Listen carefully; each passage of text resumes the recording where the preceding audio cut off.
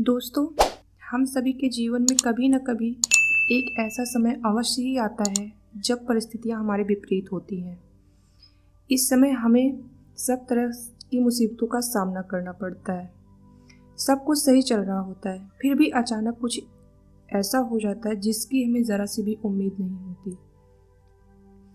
किसी की अच्छी खासी नौकरी छूट जाती है, या फिर किसी का एक्सीडेंट हो जाता है, कोई एग्ज़ाम में फेल हो जाता है। ज़िंदगी में हमारे सामने ऐसी तमाम मुसीबतें आती रहती हैं और हम उन मुसीबतों के सामने झुक जाते हैं। अक्सर हमें नहीं आता कि आगे क्या करना चाहिए, और इस मोड़ पर हम यह तय नहीं कर पाते क्या सही है क्या गलत है।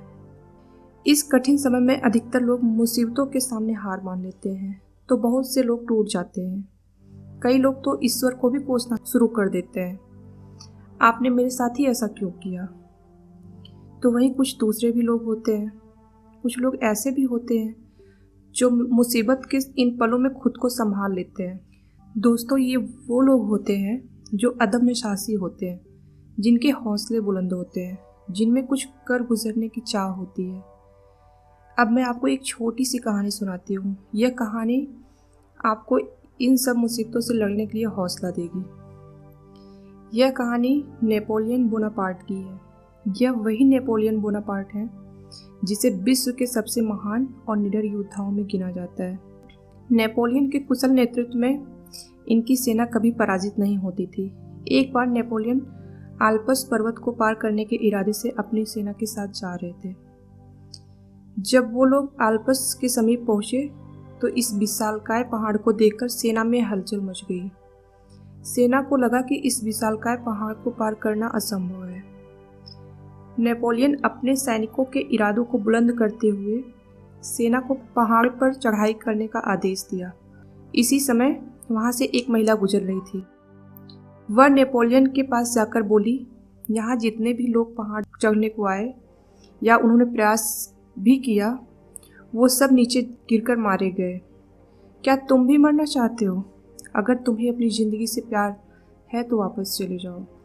उस औरत की ये बातें सुनकर नेपोलियन उत्साहित होकर बोला, आपने मेरे हौसलों को दोगुना कर दिया है और इसके लिए मैं आपका ज़िंदगी भर एहसानमंद रहूँगा।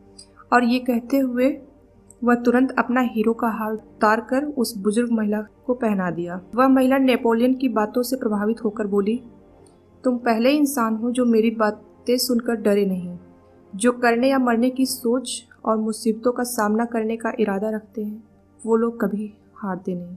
इसके बाद नेपोलियन ने उस पर्वत पर चढ़ाई भी की और उस युद्ध को भी जीता।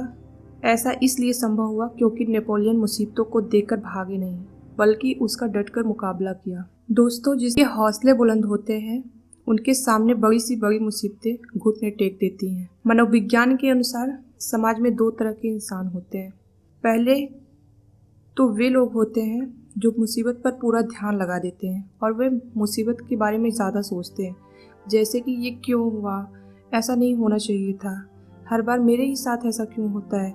इस तरह के लोग मुसीबत के बारे में ही सोचते रह जाते हैं और कोई समाधान निकाल नहीं पाते और मुसीबत में ही उलझकर रह जाते हैं। और दूसरे वे लोग होते हैं जो मुसीबत पर ध्यान केंद्रित करने के बजाय उसके समाधान पर ध्यान लगाना पसंद करते हैं। ऐसे लोग मुसीबत का हल कैसे करें इसके बारे में ज़्यादा सोचते हैं। ये लोग यह सोचते हैं कि ऐसा क्या करूं जिससे इन मुसीबतों का डटकर सामना भी किया जा सके और आने वाले मुसीबतों से बचा भी जा सके। हर मंजिल होगी अपनी, एक ऐसे सफ़र का इरादा कर लो, ना हारेंगे हौसला उम्र भर, तो खुद से ये वादा कर लो। आज नीरज चोपड़ा हो या महेंद्र सिंह धोनी हो, इन सभी ने अपने सामने आने वाली सभी मुसीबतों का डटकर सामना किया है। इन्होंने अपने हौसलों से अपनी कहानी लिखी है। मुसीबतें इंसान के व्यक्तित्व का विकास करती हैं।